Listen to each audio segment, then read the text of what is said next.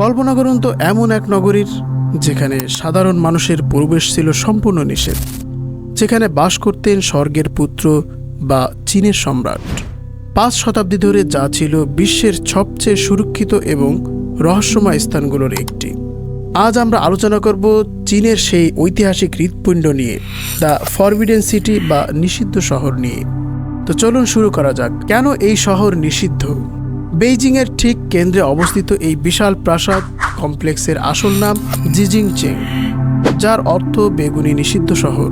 প্রাচীন চীনা জ্যোতিষশাস্ত্রে উত্তর আকাশে ধ্রুবতারার চারপাশের অঞ্চলকে জিউই বা বেগুনি অঞ্চল বলা হতো, যা ছিল স্বর্গীয় সম্রাটের বাসস্থান।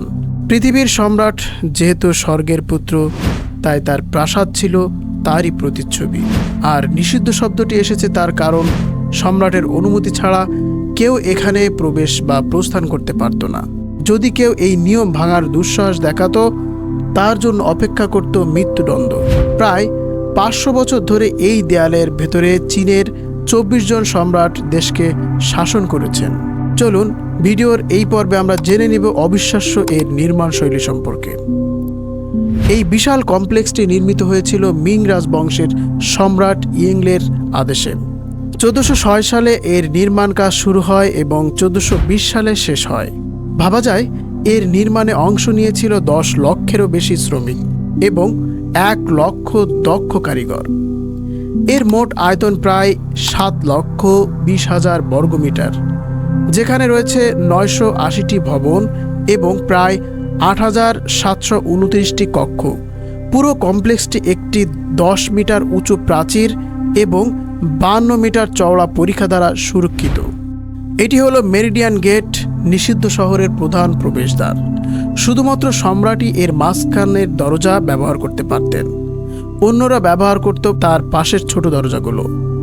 এবার জেনে নিব আউটার এবং ইনার কোর্ট সম্পর্কে। আউটার কোর্ট ছিল রাষ্ট্রীয় কাজকর্ম এবং আনুষ্ঠানিক অনুষ্ঠানের কেন্দ্র। এখানকার সবথেকে গুরুত্বপূর্ণ ভবনটি হল হল অফ সুপ্রিম হারমোনি। এটি চীনের সবচেয়ে বড় কাঠের স্থাপনা। এখানে সম্রাটের সিংহাসনের আরোহণ, রাজকীয় বিবাহ এবং নববর্ষের মতো বড় অনুষ্ঠানগুলো হতো। এর ভেতরে থাকা ড্রাগন থ্রোন বা সম্রাটের সিংহাসন ছিল ক্ষমতার চূড়ান্ত প্রতীক। এর পেছনে রয়েছে হল অফ সেন্ট্রাল হারমোনি, যেখানে সম্রাট অনুষ্ঠানের আগে বিশ্রাম নিতেন এবং প্রস্তুতি সারতেন, এবং তার পেছনে রয়েছে হল অফ প্রিজার্ভিং হারমোনি, যা ভোজসভা এবং রাজকীয় পরীক্ষার জন্য ব্যবহার হতো। আউটার কোর্টের আনুষ্ঠানিক পরিবেশের পর আমরা প্রবেশ করব ইনার কোর্টে। এখানে সাধারণ পুরুষদের প্রবেশ ছিল কঠোরভাবে নিষিদ্ধ। শুধুমাত্র সম্রাট, তার রানী, উপপত্নী, রাজকুমার এবং প্রহরীরাই এখানে থাকতে পারত। প্যালেস অফ হ্যাভেনলি পিউরিটি, এটি ছিল সম্রাটের শোবার ঘর, এবং প্যালেস অফ আর্থলি ট্র্যাঙ্কুইলিটি, এটি ছিল সম্রাজ্ঞীর বাসস্থান। এই দুটি প্রাসাদের মাঝখানে অবস্থিত ছিল হল অফ ইউনিয়ন, যেখানে সম্রাট এবং সম্রাজ্ঞীর মিলন এবং স্বর্গ ও পৃথিবীর ভারসাম্যকে নির্দেশ করত। চলুন এবার জেনে নেওয়া যাক দেয়ালের ভেতরের জীবন ও রহস্য সম্পর্কে।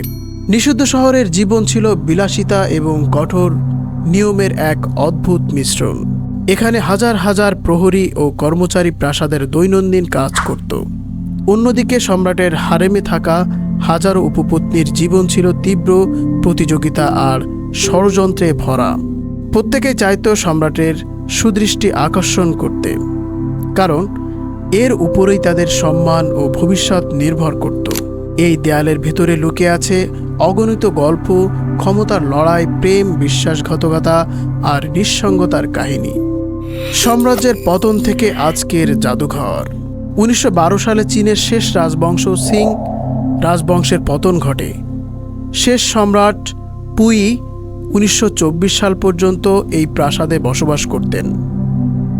এরপর 1925 সালে এই রহস্যময় নিষিদ্ধ শহরকে সাধারণ মানুষের জন্য খুলে দেওয়া হয় এবং এর নাম হয় প্যালেস মিউজিয়াম।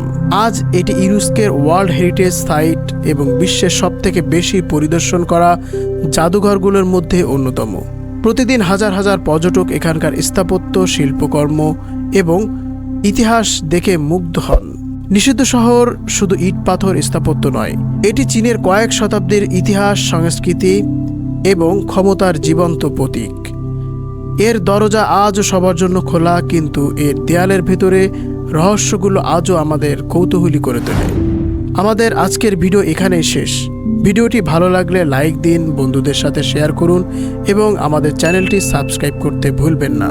কমেন্ট করে জানান পরবর্তী ভিডিওতে আপনি কোন ঐতিহাসিক স্থান সম্পর্কে জানতে চান।